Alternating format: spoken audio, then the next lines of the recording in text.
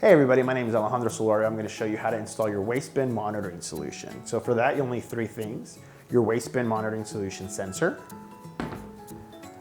our app, and some power tools. So I have a power drill here to help me out with the application. So the first step we want to do is actually scan in the app. So we're going to use our application, or scan in your device, I should say. Using the application, take a picture of the QR code. The QR code is found on the bottom of the device, and then we're good. We'll go ahead and fill in the details in just a second. Now, the next thing we want to do is identify the surface area of where we're going to be monitoring. So we're going to be using a trash can today to use our demonstration.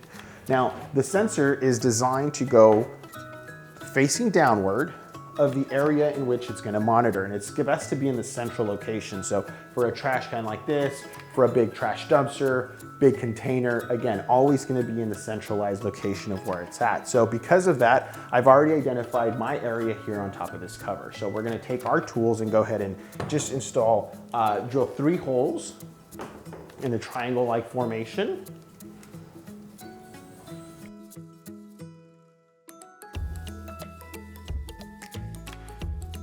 Excellent. So now that we got our 3 holes in there, we're going to take our screws and we're going to go ahead and install the sensor into it now. Using the holes that are in the front here, so we have 3 holes that are entryway. We're going to put one of our screws there.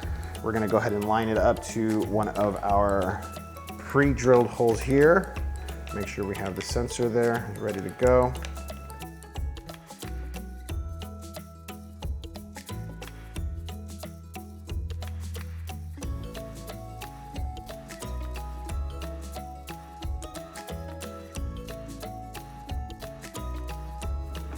Excellent. So we're completely installed with our sensor there. Now we're able to close our lid